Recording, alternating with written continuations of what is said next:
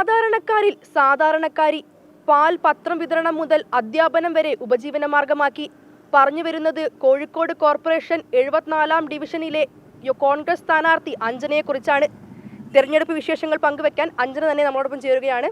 അഞ്ജന, എങ്ങനെ പോകുന്നു പ്രചരണ പരിപാടികളെല്ലാം? വളരെ നന്നായിട്ട് പോകുന്നു. ഇന്നലെ മുതൽ ഞങ്ങൾ സ്റ്റാർട്ട് ചെയ്തിട്ടുണ്ട്. ഇന്നിപ്പോൾ ചെയ്തുകൊണ്ടിരിക്കുകയാണ്. എന്തൊക്കെയാണ് പ്രധാനപ്പെട്ട വികസന പദ്ധതികൾ ഇത്തവണ കോൺഗ്രസ് മുന്നോട്ട് വെക്കുന്നത്?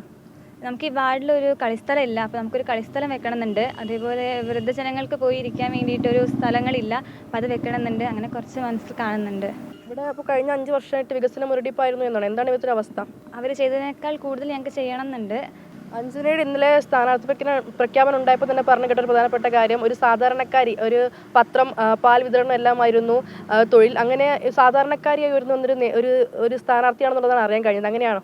അതെ, ഞാൻ രാവിലെ പാലിടുന്നുണ്ട്, പിന്നെ പത്രം ഇടുന്നുണ്ട്, പിന്നെ ആർ ടി വർക്കിൻ്റെ ഏജൻറ്റ് ഓഫീസിലാണ് പണിയെടുക്കുന്നത്. വൈകുന്നേരം ട്യൂഷനും എടുക്കുന്നുണ്ട്, ചെയ്യുന്നുണ്ട്. സ്ഥാനാർത്ഥിയാവുന്നുള്ള വിവരം ആദ്യം ലഭിച്ചിരുന്നു. എങ്ങനെയായിരുന്നു ഇതിലേക്ക് എത്തിയത്?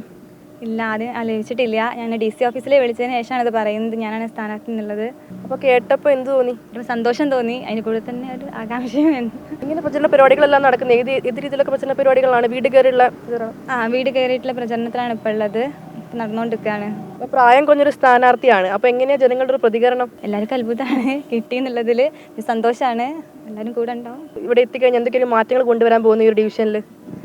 പാവപ്പെട്ട ജനങ്ങളെ സഹായിക്കുക, അതുപോലെ തന്നെ കഷ്ടനുഭവങ്ങളുടെ കൂടെ നിൽക്കുക ചെയ്യണം.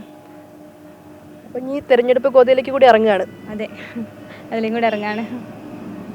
അപ്പം അഞ്ജന എന്തായാലും തികഞ്ഞ ആത്മവിശ്വാസത്തിലാണ്. ക്യാമറാമാൻ ശ്രീജിത്തിനൊപ്പം വർഷ ഗിരീഷ്, അമൃത ന്യൂസ്, കോഴിക്കോട്.